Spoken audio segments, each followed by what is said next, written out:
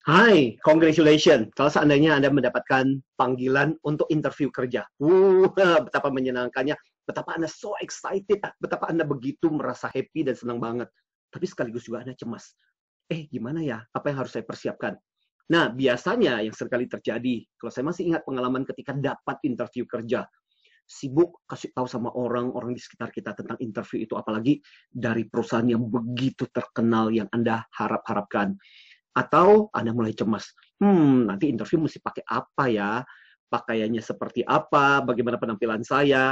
Sambil mungkin Anda juga sudah mulai sibuk mempersiapkan diri, apa ya buku-buku yang perlu saya baca, apa ya yang perlu saya persiapkan, atau mungkin barangkali Anda bertanya kepada orang-orang yang kurang lebih tahu tentang industri tersebut, perusahaan tersebut, sambil berusaha untuk mempersiapkan pertanyaan-pertanyaan yang kira-kira akan ditanyakan oleh si interviewer. Bagus nggak? Bagus sih.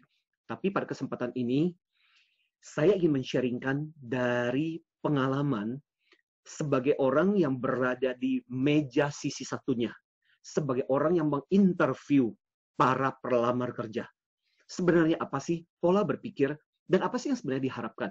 Mudah-mudahan dengan Anda tahu dan mengerti mengenai pola pikir orang yang menginterview Anda bisa membantu mereka, bisa menolong mereka untuk membuat keputusan yang lebih baik untuk meng-hire seseorang. Yaitu siapa?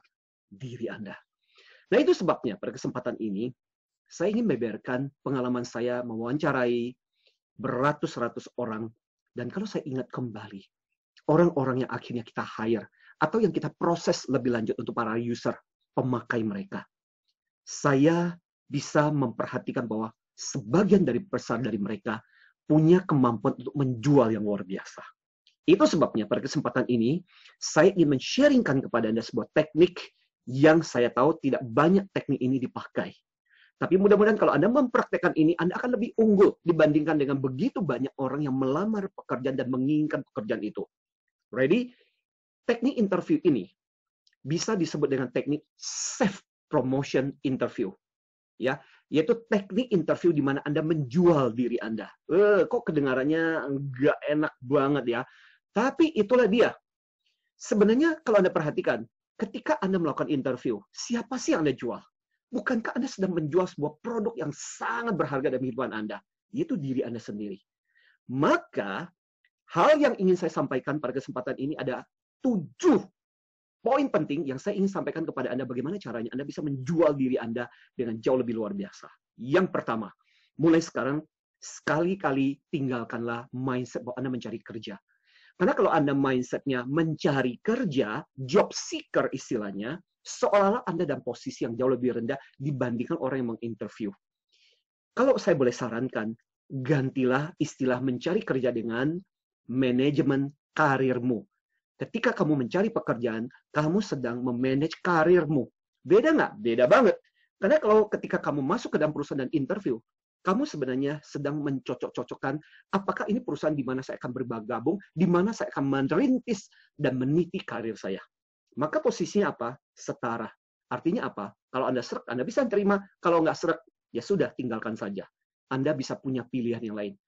Milikilah proses pendekatan seperti Anda sedang menjual seperti seorang salesman. Maka beda banget kalau seorang pencari kerja dengan seorang salesman ketika datang, tujuannya adalah menawarkan, tujuannya adalah meyakinkan.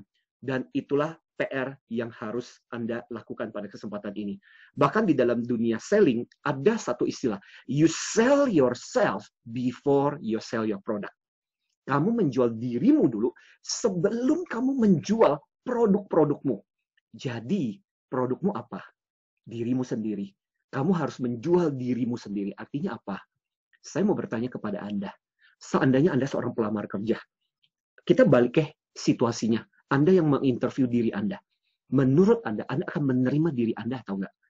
Kalau Anda berkata, saya sendiri ragu-ragu, sebaiknya saya sarankan Anda untuk lebih banyak lagi perbanyak self-talk dan meyakinkan diri Anda untuk membangun kepercayaan diri Anda. Kenapa? Karena kalau Anda tidak percaya dengan diri Anda, aura ini juga akan keluar pada saat ketika Anda interview. Keyakinan, kepercayaan diri itu nular. Makanya salesman yang bagus adalah salesman yang percaya dengan produk yang mereka jual. Sama, memang mungkin Anda tidak punya produk yang kelihatan, tapi kali ini Anda punya produk yang Anda bawa kemana-mana, yaitu diri Anda sendiri. Make sure bahwa Anda yakin dengan diri Anda sebelum Anda melakukan interview ini. Kalau enggak, energi ini akan terasa dan interviewer akan bisa merasakan. Poin berikutnya adalah berusaha untuk jangan terlalu pusing dengan pertanyaan-pertanyaan.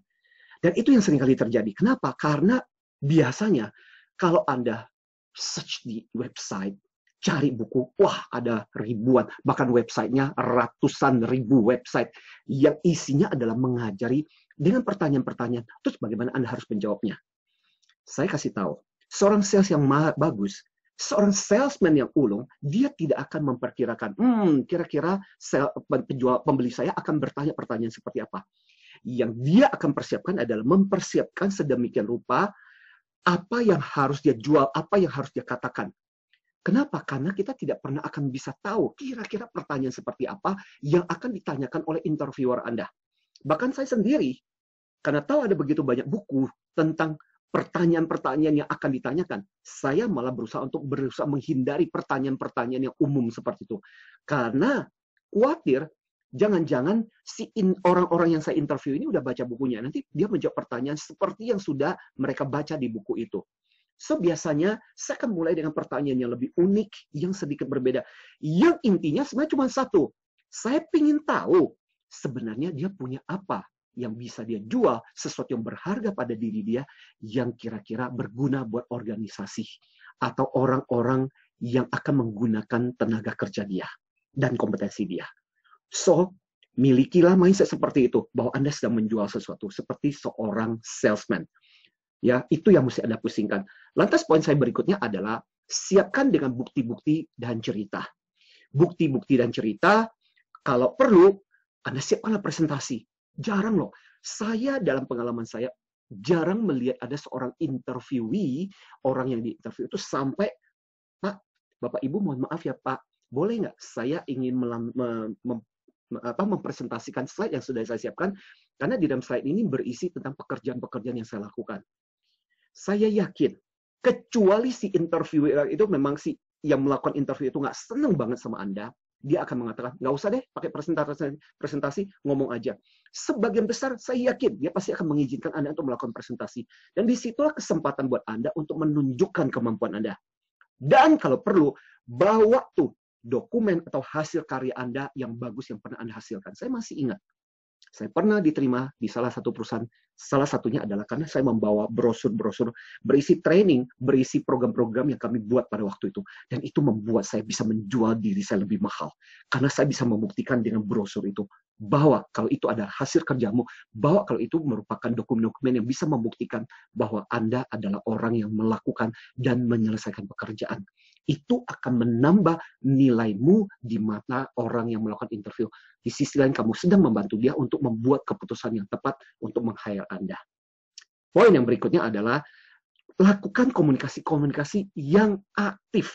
Jangan pasif. Kadang-kadang menyebelin banget ketika bertemu sama interviewee, orang yang di-interview, yang diwawancara itu yang pasif, yang jawabnya cuma, iya Pak, enggak Pak, bukan Pak. Tapi kalau perlu, antusiaslah. Tunjukkan antusiasme Anda. Kalau perlu, siapkan dengan pertanyaan-pertanyaan yang menunjukkan bahwa Anda antusias. Pengen tahu. Berkomunikasilah secara aktif. Anggaplah ini adalah sebuah obrolan. Obrolannya adalah tentang diri Anda. Dan kalau perlu, biasanya interviewer akan memberikan waktu kepada Anda untuk bertanya. Mungkin Mas atau Mbak ada pertanyaan yang mau diajukan. Nah, siapkan pertanyaan-pertanyaan seperti itu dengan pertanyaan yang dimana Anda sudah mengerjakan PR Anda. Saya masih ingat, dulu waktu ketika saya di consulting firm yang terkenal, luar biasa, salah satu peserta yang kita rekrut akhirnya adalah dia betul-betul kita tahu mengerjakan PR-nya. Dan itu membuat kita terkagum-kagum ketika dia menanyakan pertanyaan. Dia bilang, Pak, saya melihat websitenya perusahaan ini, dan saya tertarik. Ada satu program namanya Change Enablement waktu itu. Dan dia bertanya tentang program ini. Saya tertarik, Pak. Karena ini mirip dengan yang kami kerjakan di tempat kami melakukan seperti itu. Dan itu menjadi interaksi yang bagus. Di satu sisi, kita tahu bahwa dia melakukan PR-nya. Di sisi lain, kita tahu bahwa, wow, orang ini punya sesuatu yang terkait dengan apa yang kita kerjakan. Dan itu memberikan nilai tambah buat Anda. Lantas yang berikutnya juga adalah yang penting, Anda juga bisa bercerita. Sesuatu yang tampaknya tidak berhubungan dengan Anda, apa yang Anda ditanyakan pada waktu itu. Tapi itu bisa memberikan added value. Saya kasih contoh. Misalnya ada satu orang yang sebenarnya dia di-hire untuk memimpin sebuah pabrik. Pimpinan pabrik gimana sih? Ya, memimpin operasional pabrik dong. Betul nggak? Memastikan mulai dari proses planning, mulai dari proses pelaksanaan, sampai quality control, sampai hasil produk akhir sesuai dengan apa yang diharapkan. Betul nggak? Tapi di antara obrolan wawancara itu, tiba-tiba dia bercerita. Dan salah satu bagian dari pekerjaan saya di pabrik yang sekarang ini kami kerjakan adalah kami harus membaca dan mengetahui mengenai arsitektur plan dari sebuah pabrik. Karena pabrik kami baru saja dibangun. Dan di situ saya juga akhirnya jadi belajar yang tadinya mengurusi pabrik. Akhirnya kami juga, saya juga jadi belajar bagaimana caranya membaca dan mengerjakan DNA pabrik. Tahu apa yang terjadi? Kebetulan si klien di mana dia melamar itu, sebenarnya dalam beberapa bulan ke depan ada rencana mau bangun pabrik. Anda bisa tebak gak? Siapa yang akhirnya kemudian dipilih untuk memimpin pabrik itu? Yes, si orang itu. Kenapa? Meskipun dia sebenarnya di-hire untuk memimpin pabrik, tapi dia punya added value. Added value dia adalah dia mampu membaca arsitektur plan pabrik. Dan itu menjadi nilai tambah. Karena perusahaan mempersiapkan dia juga, nanti kalau mengerjakan pabrik, berarti ada orang yang bisa membantu mereka. Paham nggak? Jadi kalau Anda punya sesuatu, cerita, kisah, pengalaman yang mungkin agak sedikit bisa berhubungan juga dengan pekerjaan yang tapi tidak ditanyakan pada waktu itu, tapi Anda bisa memasukkan cerita itu, dan itu bisa memberikan nilai tambah buat Anda juga. Oke? Jadi jangan lupa untuk menambahkan bagian-bagian itu. Tapi ingat, tetap harus jujur. Jaga integritas, jangan sampai Anda berbohong atau memberikan data-data yang tidak sesuai dengan kemampuan Anda. Karena nanti ketahuan, dan itu akan berabe banget. Dan itu akan menyebabkan akhirnya Anda tidak diterima, bahkan Anda dinilai karakter Anda bermasalah. Dan yang terakhir adalah, saya cuma ingin mengatakan, sekali lagi, tugas Anda adalah menggunakan mindset seorang penjual. Mindset penjual itu apa sih? Mindset penjual adalah berusaha membantu si pembeli mengambil keputusan yang benar.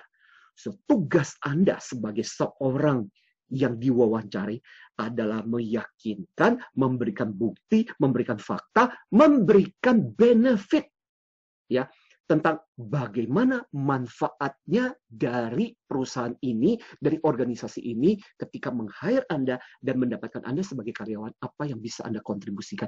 Itulah yang harus Anda jual. Bukan dengan menghafal sederetan pertanyaan-pertanyaan dan jawaban-jawaban. Ya, tunjukkanlah Anda, gunakan mindset Anda sebagai seorang penjual. Dan saya percaya, itulah yang jauh dibutuhkan oleh seorang yang mencari pelamar kerja yang sesuai buat organisasinya. Bukan orang yang cuma sekedar menghafal jawaban-jawaban dan pertanyaan-pertanyaan. Bukan orang yang cuma sekedar duduk diam dan pasif dan tidak bisa mempromosikan dirinya. Ingat, oke, you sell yourself before you sell product, dan semoga berlatihlah self promotion interview ini, dan saya percaya dari pengalaman saya bisa mengingat betapa banyak orang yang kemudian kita hire gara-gara punya keunggulan ini. Dan semoga ini bisa menjadi salah satu keunggulan yang Anda latih. Tidak peduli, ini bisa Anda pakai mulai dari level bawah sampai level direksi. Direksi apalagi. Semakin membutuhkan kemampuan Anda untuk menjual diri Anda. Oke? Semoga sharing ini berguna dan bermanfaat untuk Anda. Dari saya, Anthony Dio Martin. Salam antusias.